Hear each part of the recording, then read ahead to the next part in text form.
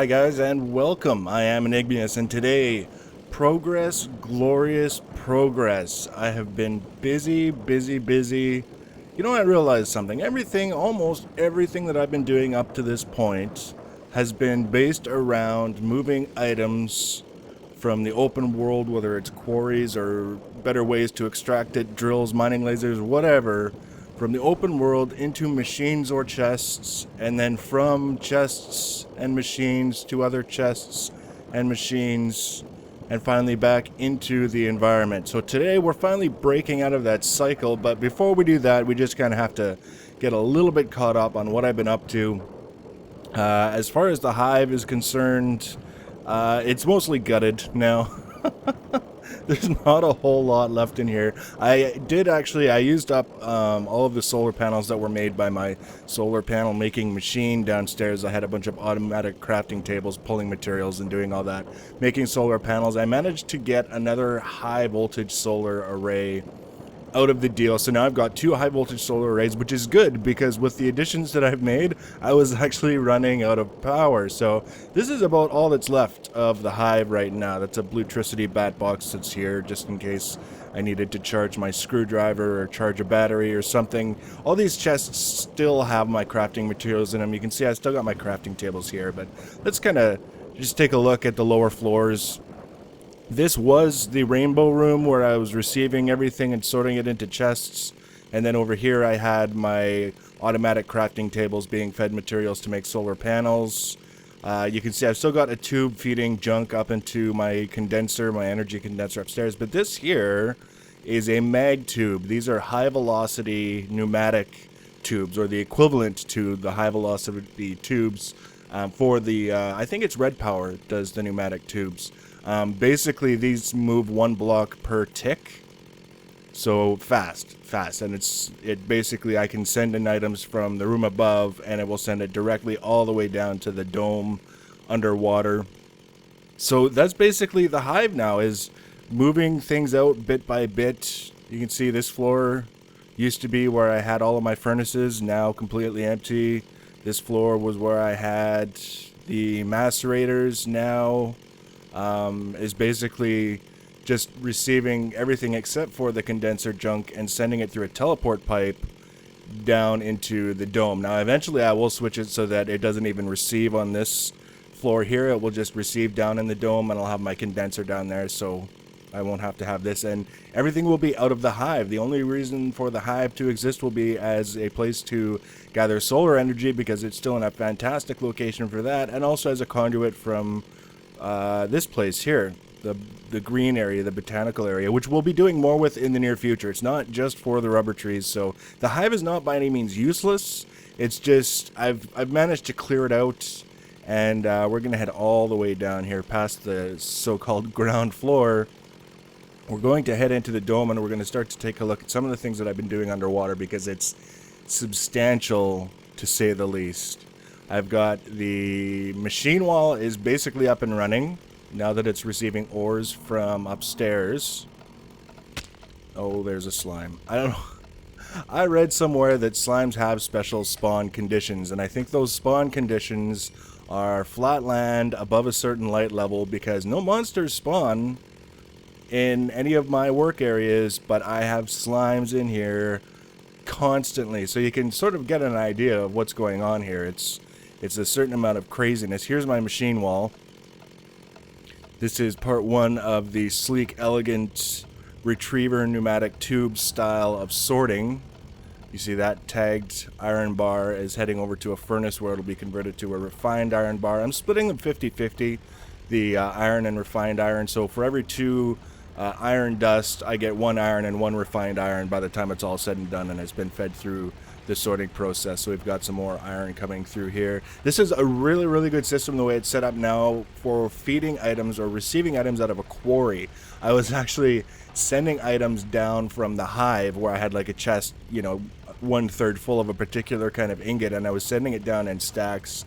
And the way I've got it set up now, it was woefully inadequate to process it all. I would have had to adjust my filters and my item sorters to handle things in larger volumes. So I can still do it, It's just I would have to make a few minor changes to the way things are set up. So this is working really, really well. Over here, I've already got a furnace that's completely disconnected from any kind of tube network. I'll be adding a macerator, a compressor, and an extractor just so that I have machines available on demand if I need like a special order, so to speak, something that I just want done quickly.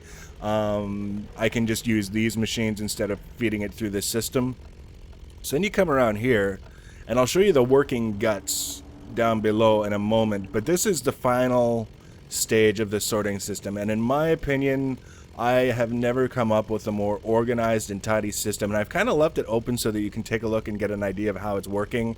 I've got this row of filters all the way up here. There's a pneumatic pipe that comes up from the floor. I'm using a lot of covers, as you can see, to conceal things, to keep the pipes separate and things of that nature. So you can see I've got pneumatic tubes that come all the way up, and then the filters are each set to grab specific items out of the tube as they go by, dumps it in a chest, and then an item sorter tags the item with a color and sends it along its way across whatever row the item sorter happens to be on, and then all of the chests are plunked in front of a tube that has been assigned a color. And actually, if I jump up here, wow, I managed to do it without falling on my head. You can see this is basically a mirror of everything. Like this whole row of tubes sticking out here are all painted yellow. You can see behind there it's painted yellow. So whenever I need to add more chests, I can just put it in front of a tube. It's already marked. I can set up the item sorters. So it's expandable to a fairly substantial degree. I could still, I could continue building it up if I really had to. I don't see myself needing that much automated storage. I think in the future I can see having chests with crafted items and things of that nature in them, but as far as needing it for automated storage, no, I think this is going to be more than adequate. And I don't have most of these chests assigned. Like you can see, if I open up this one, it's completely empty, right? There's nothing there, but down here, lots of coal. Still lots of coal, despite having converted fully half of it now into coal dust. I still have lots and lots of coal. So there's some chests that are empty, but I want to show you something. Remember I talked previously about my automated mob farming system? I'll show you this now so that when I show this, the whole thing to you later, you'll get an idea of how well it works. Everything that you see here in this chest is from a monster that was killed by my automated monster farming system. So I've got a full row of arrows, I've got almost a full row of string, I've got almost a full row of rotten flesh. But then over here, this is more the useful items. Now ignore the slime balls, those are usually from my own personal killing of slimes as I encounter them throughout my facilities. But look at all the gunpowder from creepers and the bones.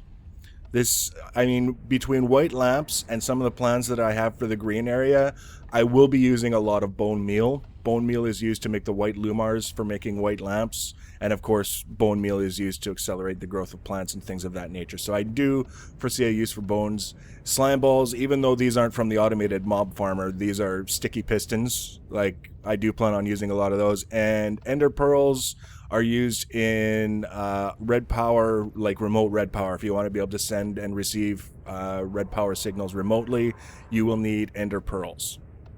So, and these also, the ender pearls are from the automated mob farming system. We're going to finish off on that because it's fun and, save the best for last. So I'm just going to give you a quick tour around the rest of the facility, what I've done. Here's my enchanting table. I haven't even used it yet, but because of all the slimes that I've been killing, I've been getting quite a bit of experience. You can see, oh, creeper, you bugger.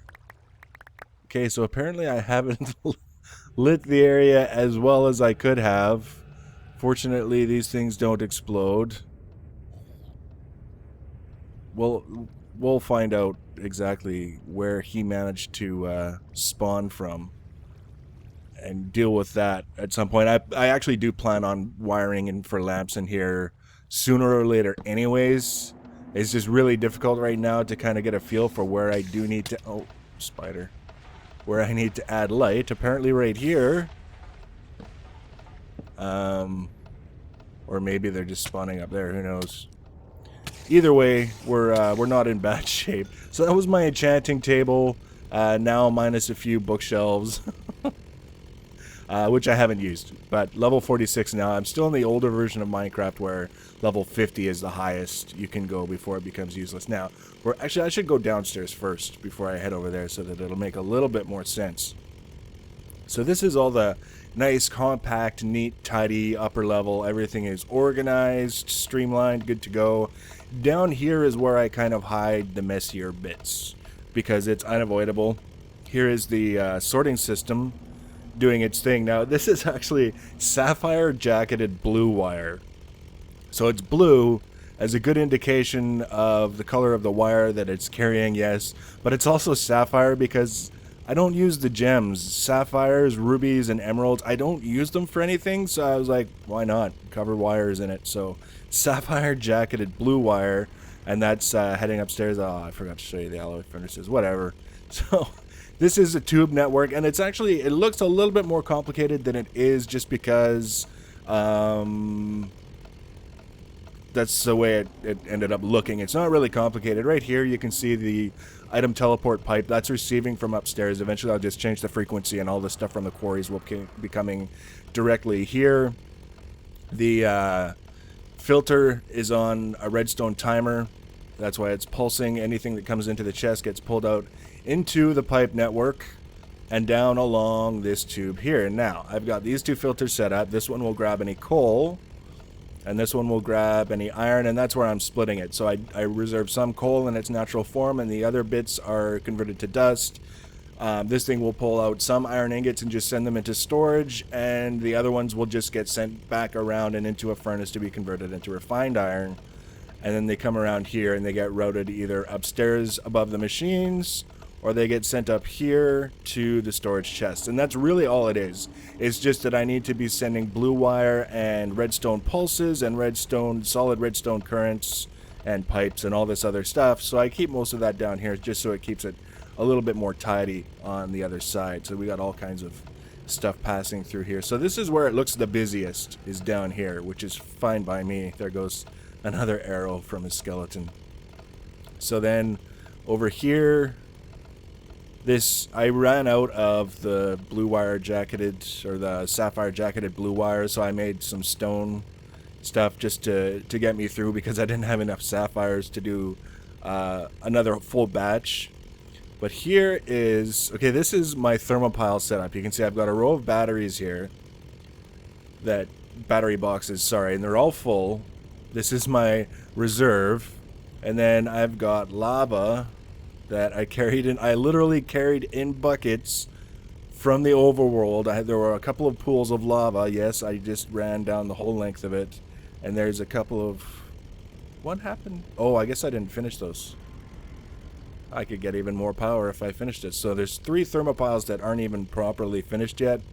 But this whole bank, starting from here and going all the way down here, you can see neatly shrouded in cobblestone just in case I get another creeper. Still going, that's right, all the way down to here.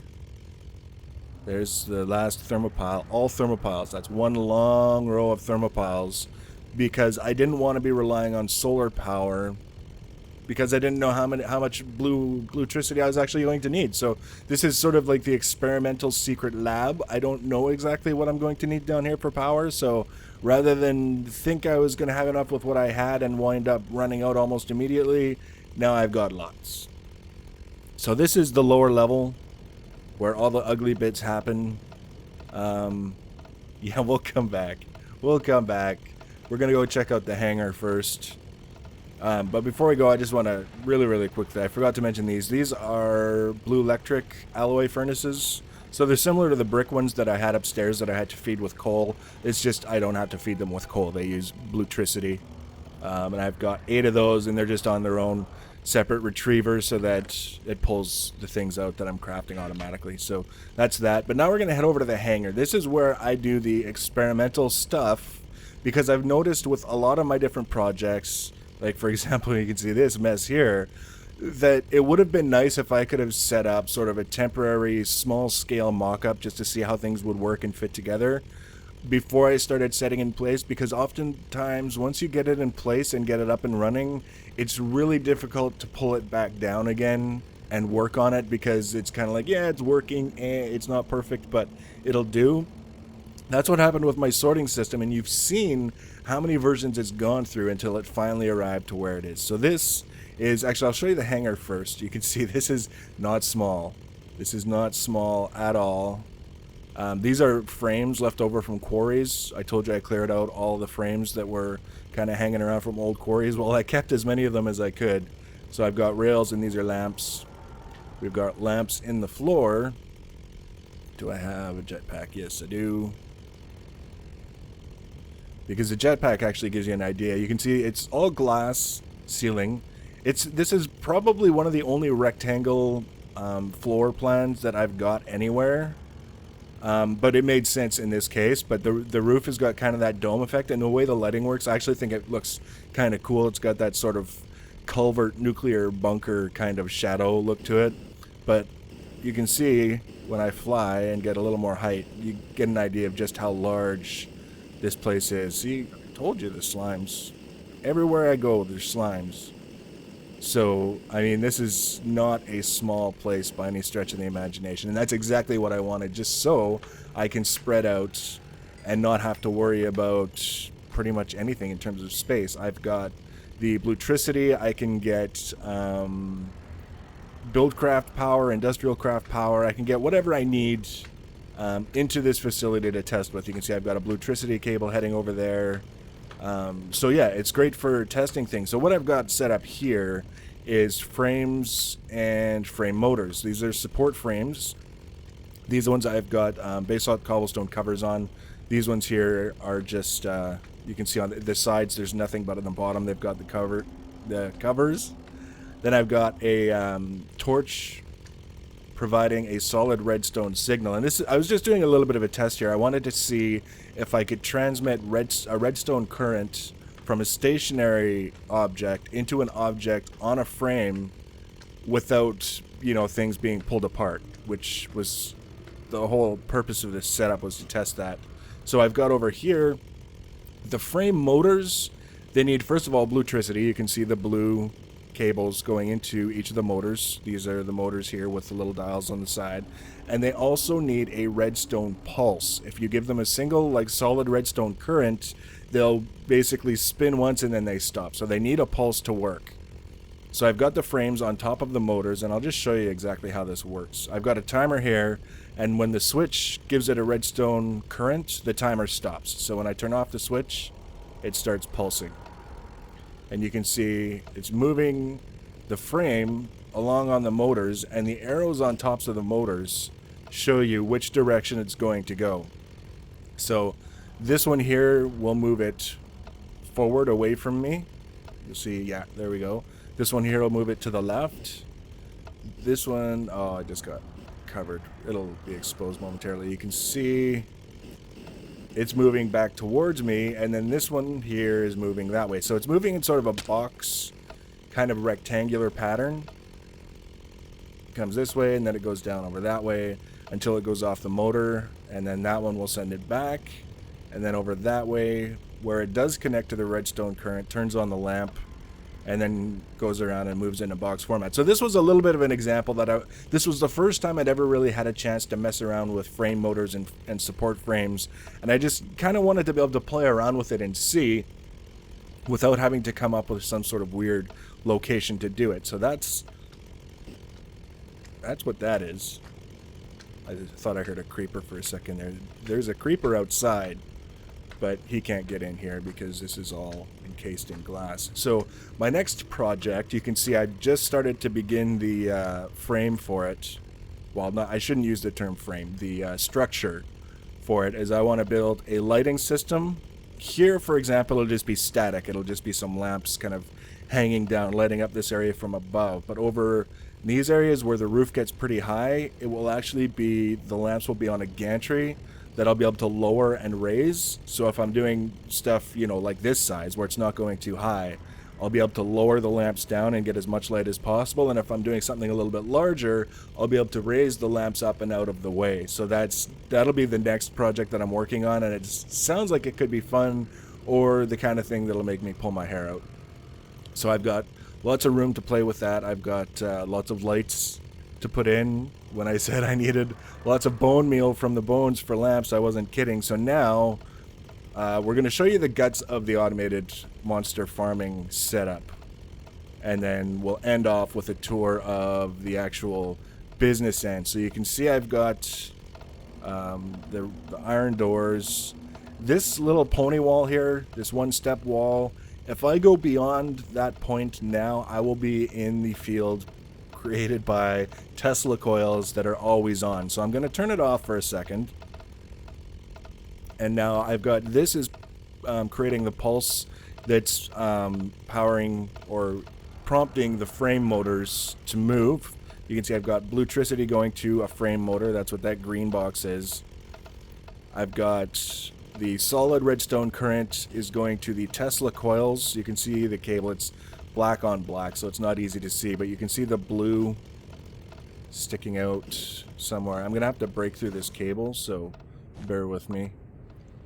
Around here, there's a Tesla coil.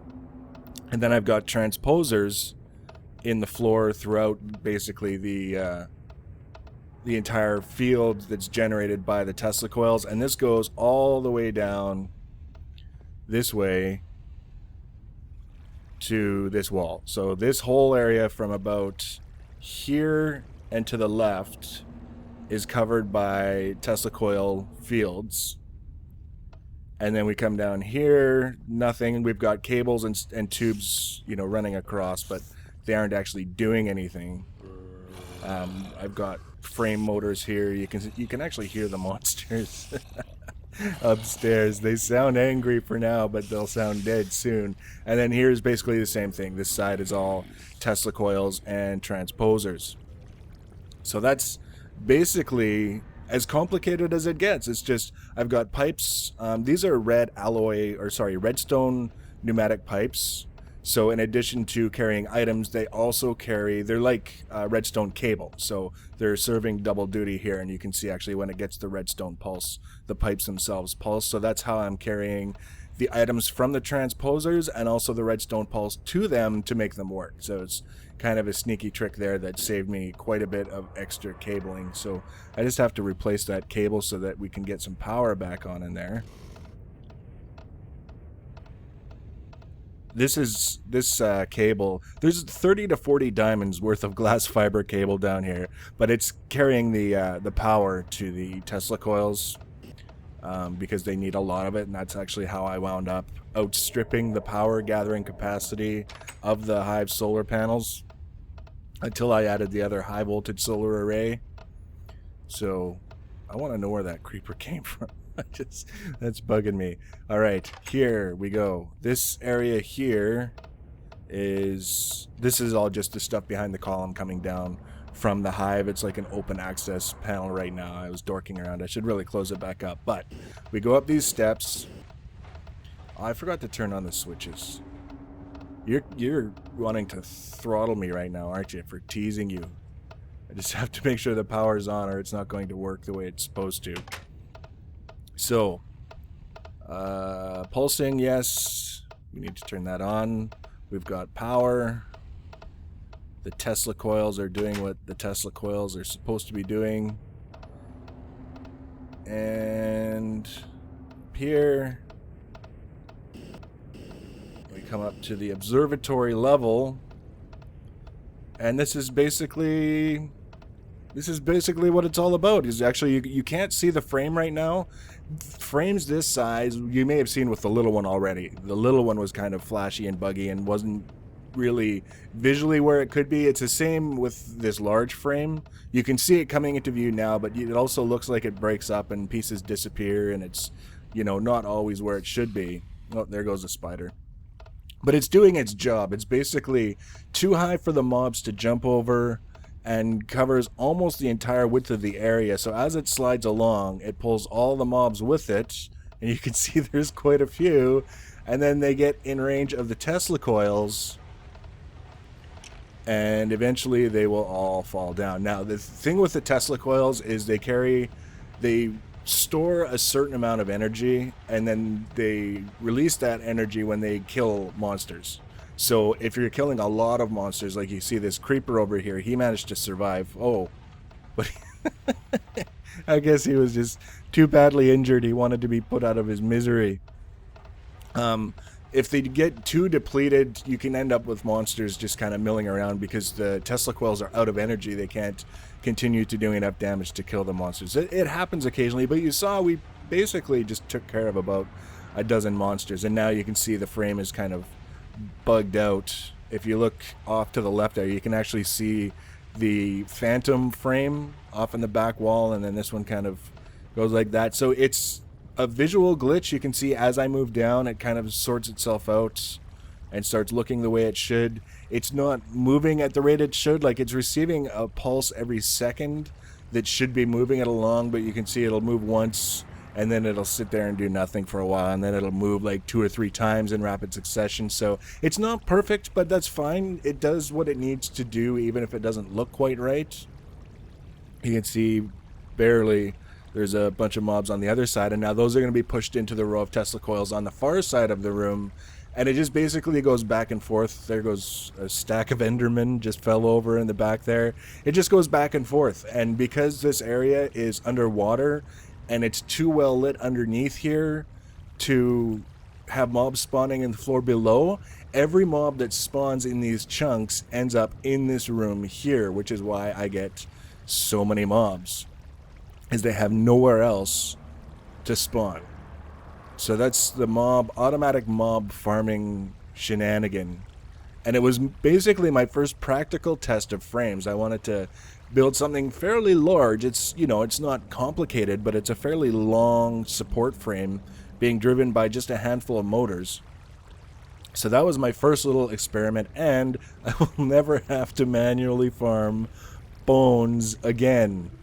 It's glorious. All I need now is a noise that I can make just before a frame pushes a creeper into the Tesla coil that fills the creepers with dread and terror and makes them cringe, and the whole process will be complete. Or they can just, walk in themselves and kill themselves. So that's what I've been working on, is getting started on frame motors. So like I say, my next project will be getting the gantries in for the lamps in the hangar. And then after that, we're going to start working on some of the various different features and whatever for the major building project in the Nether, once we get that area excavated. So I might change up the format of the episodes a little bit to a little bit more real time, and you can see how things go together a little bit more, as opposed to just these tours after the fact. Or it may not be practical and you'll end up with just the tours showing things and all that other stuff. So that's the way it's working so far. We kill lots and lots of monsters, and then we sort their bits and pieces in here. So I hope you enjoyed this episode. I will be doing a lot more with frames, so if you're concerned that I could have told you more about how frames work and how frame motors work, I'll be covering a lot more of it in the near future. So if you enjoyed it and it was useful to you, make sure and spread the word so other people have the same benefit that you did, and we'll talk to you next time. Take care, guys.